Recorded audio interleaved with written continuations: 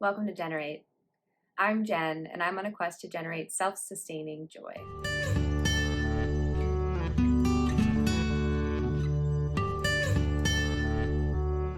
One rewarding way to pursue joy is to keep track of something called glimmers. For those of you who don't already know, glimmers are the opposite of triggers. Triggers are specific things that generate a negative response because our body is trying to tell us that something is unsafe. In contrast, glimmers are specific things in which our body feels at ease. They're glimmers of hope that tell us that a circumstance is safe. In this video, we're going to look at 4 things: what glimmers are, how to identify your glimmers, how to integrate more glimmers into your life, and then how to apply that knowledge to your relationships. On that note, let's kick it off by diving deeper into what glimmers are. Glimmers are a concept coined by Deb Dana, and it incorporates the research of Stephen Porges of the polyvagal theory. If you want to get into the science behind vagal systems, I absolutely recommend diving into their work. Both triggers and glimmers are incredibly personal, and they're usually based on circumstances in the past that created the same or a similar emotional response. In the case of glimmers, these are things that you experienced in moments where you felt safe and comfortable. For example, some glimmers could be the smell of your grandmother's perfume, or the bird song that you would hear in your hometown. Maybe it's the feeling of a really, really good hug, or the sight of the coastline, or maybe the way your family recipe tastes. Outside of your senses, your glimmers could be the way someone looks at you that makes you feel adored. Or it could be when someone validates you or defends you at key moments. If it makes you feel safe and calm, it probably counts as a glimmer. So how do we identify all of the glimmers in our life? For those of you who have worked on identifying your triggers, it's often very difficult to sit down and just list out all of your triggers because we're usually not aware of most of them. Instead, you usually need to observe your behavior and your emotions in response to things in your life as it comes up over time. And generally, I advise working with a professional who can help you see these things more objectively. But the good news about glimmers is that the whole premise of them is that they make you feel safe. So it's pretty safe for you to explore them in your own life without the help of a professional. I even have an exercise to help you identify your glimmers.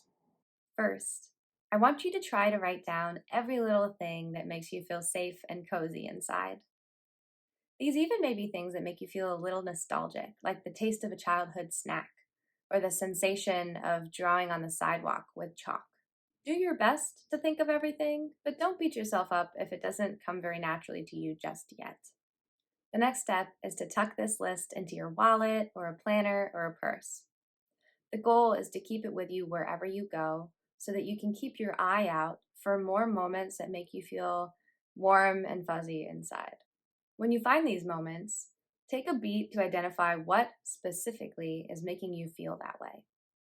So if it's an exchange with a coworker in which they really like your project idea, instead of writing down your glimmer as having a conversation with so-and-so, you should write down that having my idea validated was the glimmer. Keep this list with you for a week to a month, however long it takes for you to start building a habit out of noticing these glimmers in your life. The next step will be to integrate them into your life. If you have a favorite article of clothing that you wear whenever you want to feel comforted, you're already integrating glimmers into your life. The goal here is to take as many of the things you identified on your list and build them into your life.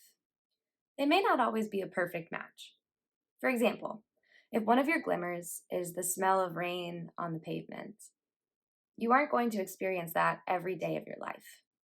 But it might be worth investigating if there's a candle on the market that smells really close to your original glimmer. The point of this is to take care of your brain. When we encounter these glimmers, our brain activates a system that makes us feel safe, connected, regulated, and clear-headed enough to engage with the world with confidence.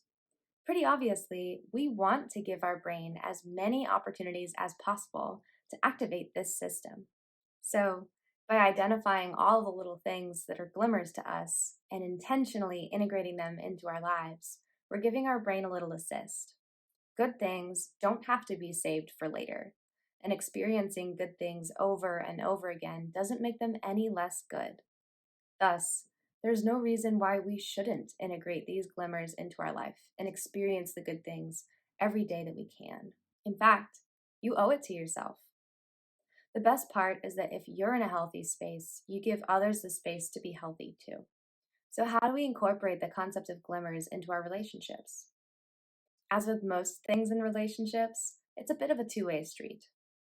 For you, if there's a certain glimmer that's interpersonal, such as someone making sure you get a chance to speak after you've been interrupted, you can communicate that you appreciate that quality whenever and to whomever feels appropriate. Some of your glimmers will come from other people, but they can't know that you appreciate that quality unless you communicate it to them. But like I said, it's a bit of a two-way street. So if you recognize that somebody else responds really positively to a certain behavior, there's a good chance that that might be their glimmer. At a minimum, it's something that makes them happy. Knowing this about them, you can also look for opportunities to show up for them and meet their needs. This isn't meant to be a self-sacrificing practice. Instead, it's supposed to encourage mutuality in how you support each other. If you are intentionally being a glimmer to them, it makes it easier for them to be a glimmer to you because you're demonstrating with your actions that you're dedicated to the trust and safety of that relationship. Okay, so to recap, first we looked at what glimmers are, and I pointed you to some of the scholars that generated the concept so that you can go research more if this topic piqued your interest. Then we looked at some examples of glimmers and how you can spot them in your own life. This is essential for the third step, which is to intentionally integrate these glimmers into your everyday life. The final step is to take what you know about glimmers in your own life and apply it to your relationships. This includes communicating with others how they can activate glimmers for you, and being on the lookout for ways that you can activate glimmers for other people. I hope this video starts a little journey of discovery for how you can incorporate more joy into your life. While decreasing or learning how to respond to your triggers can absolutely lead to long-term joy, glimmers are often underrated as a way to increase the joy in your everyday life. So that's why I figured we would chat about it. Hopefully this video resonated with you. If it did, please give the video a like and subscribe to Jenerate for more content. Thanks for joining me today, and may your week be full of joy.